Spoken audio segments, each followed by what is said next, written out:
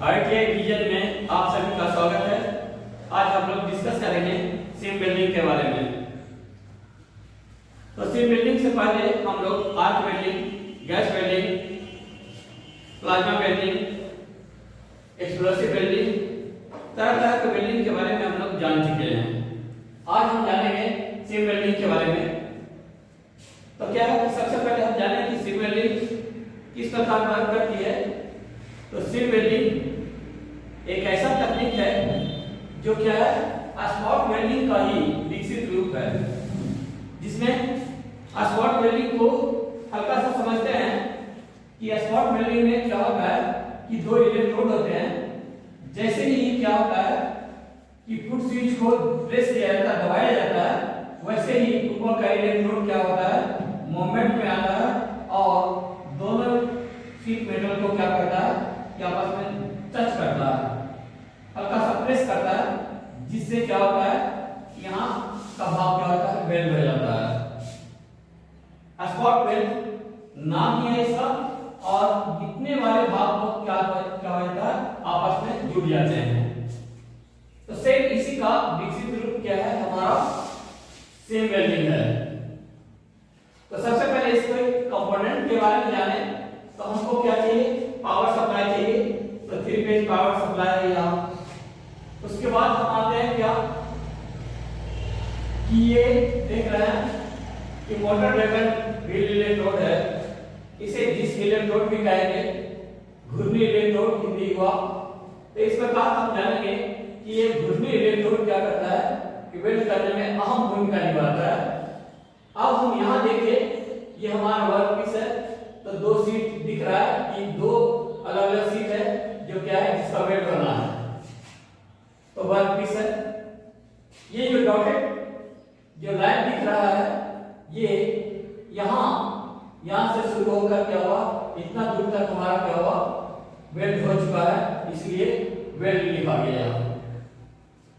अगला हम देख रहे हैं क्या कि सीम वेल्डिंग के नीचे वाले भाग में क्या होता है कि ये फुट स्विच, ये प्रेस करने के लिए फुट स्विच, इसी से हम क्या करते हैं, इसी वेल्डिंग का संचालन करते हैं। अब क्या है कि यहाँ इंटरनल जो पार्ट है उसमें क्या है, वेल्डिंग ट्रांसफार्मर एंड कंट्रोल्स है। यहाँ इसी के द्वारा क्या होता है कि ये मैकेनिज्म वर्क करती है रोटेशन करने का। तो देख रहे हैं कि इसमें स्पॉट वेल्डिंग में दो नुकीले इलेक्ट्रोड का प्रयोग किया गया था, और इसमें क्या है, घूर्णी इलेक्ट्रोड या व्हील इलेक्ट्रोड या डिस्क इलेक्ट्रोड का प्रयोग किया गया है। तो इसमें होता क्या है कि जैसे ही हम क्या करते हैं कि यहाँ हम फुट स्विच को प्रेस करते हैं, यानी कि पैर से हम दबाते हैं और तब तक दबाए रहते हैं जब तक हमारा पूरा वेल्ड हो नहीं जाता है। तो उसमें होता क्या है कि जैसे ही हम यहाँ प्रेस करते हैं, वैसे ही क्या होता है कि रोटेशन करना शुरू करता है व्हील। ये इलेक्ट्रोड जो है, घूर्णी इलेक्ट्रोड हमारा क्या करता है, रोटेशन करना शुरू करता है। तो एक तो क्लॉकवाइज रोटेशन करता है, दूसरा क्या है, एंटी क्लॉकवाइज शुरू करता है घूमना। और ये क्लॉकवाइज और एंटी क्लॉकवाइज घूमने के कारण होता क्या है कि जिस प्रकार हम ये कहें कि गन्ने का रस जहां तैयार करता है लोग, वहां हम देखते क्या है कि गन्ना को क्या किया जाता है, इस तरह बीच में क्या किया जाता है, प्रेस किया जाता है। जैसे ही आगे हम बढ़ते हैं तो इसको दाबते हुए आगे की ओर क्या होता है कि हमारा गन्ना आगे निकल जाता है, गन्ना, और उसका रस क्या होता है कि उसी कंटेनर में क्या होता है, गिरता चला जाता है। सेम यही मैकेनिज्म यहाँ भी है कि इसमें जैसे ही हम क्या करते हैं कि फुट स्विच को प्रेस करते हैं, वैसे ही क्लॉकवाइज एंटी क्लॉकवाइज घूमना तो शुरू करती है। साथ साथ क्या होता है कि ऊपर से नीचे भी आती है, रोटेशन करना ये दूसरी बात। दूसरा मैकेनिज्म क्या वर्क करती है कि ये नीचे भी आती है, जिससे क्या होता है कि दोनों आपस में क्या होता है, दोनों व्हील आपस में टकराकर घूमते हैं। यानी हम ये कहें बीच में हमारा मेटल है, हमारा ये मेटल है, ये दोनों को क्या करता है कि प्रेस करके दबाते ही आगे और दोनों मेटल आपस में क्या होता है कि दबे हुए आगे की ओर बढ़ जाते हैं, जिसके कारण क्या होता है कि यहाँ से हम स्टार्ट किए थे और इतना वेल्डिंग हमारा हो चुका, ये कहें कि जहां तक हमारा वेल्डिंग सीट जो है आगे की ओर बढ़ते जाएगा वहां तक हमारा क्या होगा, वेल्डिंग होता हुआ चला जाएगा। और इस प्रकार हमारा वेल्डिंग क्या है, सीम वेल्डिंग के द्वारा संपन्न किया जाता है। तो इन दोनों में हम अगर अंतर देखें तो स्पॉट वेल्डिंग भी लैप जॉइंट की स्थिति में वेल्ड करता है। लैप जॉइंट की स्थिति में एक दूसरे एक मेटल के ऊपर दूसरा मेटल रखकर स्पॉट वेल्डिंग किया जाता है। लेकिन इसमें क्या है, इसमें दोनों स्थिति में वेल्डिंग करते हैं। बट जॉइंट की स्थिति में भी हम वेल्डिंग कर सकते हैं और दूसरा लैप जॉइंट की स्थिति में भी हम वेल्डिंग कर सकते हैं। दोनों प्रकार से हम इसमें वेल्डिंग कर सकते हैं। दोनों में क्या है कि डिफरेंसेस और क्या है, तो ये क्या है, सीम वेल्डिंग स्पॉट वेल्डिंग की अपेक्षा वेल्ड ज्यादा मजबूत करता है। क्यों कि वो कंटिन्यूअसली वेल्ड करता है। कहने का मतलब है यहाँ से वेल्ड होना शुरू हुआ तो पूरे पार्ट हमारा क्या होता है, जॉइंट हो जाता है। जबकि यहाँ एक नगेट बनता है, ये सिर्फ ये जो स्पॉट है यही वाला भाग हमारा चिपकता है, बाकी पार्ट हमारा खाली रह जाता है।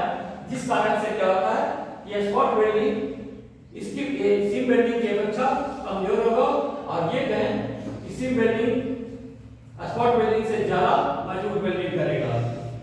अब सीम वेल्डिंग का उपयोग हम कहां करते हैं, तो हम लोग सबसे पहले देखिए कि ये पतले सीम को आसानी से वेल्डिंग करता है और मजबूत वेल्डिंग सीम वेल्डिंग के द्वारा किया जाता है। अब हम जानेंगे यूज ऑफ सीम वेल्डिंग। तो यूज ऑफ सीम वेल्डिंग में देख रहा है कि जल रोधी, कहने का मतलब है कि टैंक वगैरह ये सब बनाते हैं जिसमें होता क्या है कि पानी रिसना बिल्कुल बंद हो जाए। कहने का मतलब है कि पानी अगर डाले तो कोई भी भाग से रिसने जैसी दोष उत्पन्न ना हो, तो हम क्या करते हैं कि जल रोधी यानी कि जल को पूर्णतः बिना रिसे हुए कंटेनर तैयार करना क्या कर होता है, सीम वेल्डिंग के द्वारा संभव है। तो जल रोधी बना सकता है, वाष्प रोधी, गैस रोधी, वायु रोधी। कहने का मतलब है कि जहां हम देख रहे हैं कि मोटरसाइकिल या बहुत से सारे वाहनों में जो हवा भरी जाती है तो उसका ये क्या होता है कि एक चैम्बर बना हुआ होता है, तो वो क्या है कि वायु रोधी बना हुआ होता है, क्योंकि वायु उसे रिसना नहीं चाहिए। दूसरा क्या है कि transformer tank, aeroplane tank, fridge tank, cooler tank, ये सब जगहों पर क्या किया जाता है कि सीम वेल्डिंग का बहुत ज्यादा मात्रा में प्रयोग किया जाता है।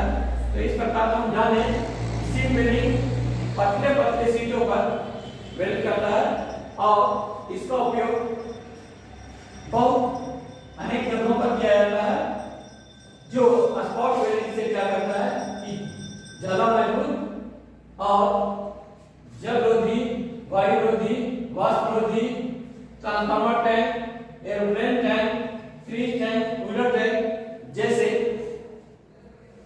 चैम्बर का तैयार क्या किया जाता है, सीम वेल्डिंग की सहायता से किया जाता है। कहने का मतलब ये है हमारा कि एक पार्ट को हम क्या करते हैं, वेल्ड करते हैं, तो हमारा दूसरा पार्ट क्या होता है, ज्वाइन हो जाता है। और इससे क्या होता है कि वाटर रेसिस्ट नहीं कर सकता है, यानी वाटर रिसने का काम इसमें नहीं हो सकता है। गैस या वायु कोई भी पदार्थ जो हम क्या करते हैं कंटेनर में रखते हैं, वो क्या होता है बिल्कुल कांस्टेंट होता है, ना उसमें घटने जा रहा है ना बढ़ने जा रहा है। वैसा स्थिति में क्या होता है, इसी वेल्डिंग का उपयोग बहुत ज्यादा मात्रा में टैंक बनाने में किया जाता है, यानी कि टंकी बनाने में किया जाता है, जिसमें पानी रखा जाता है या जिसमें हवा रखा जाता है या जिसमें गैस वगैरह सब फिल किया जाता है। इस प्रकार बहुत सारे क्या है टैंक बनाने में सीम वेल्डिंग का उपयोग किया जाता है। तो आप लोगों को सीम वेल्डिंग के बारे में जानकारी मिली होगी, पता हो गया होगा कि किस प्रकार क्या है कि पतले पतले सीटों का वेल्डिंग सीम वेल्डिंग के द्वारा किया जाता है। Thank you for watching this video.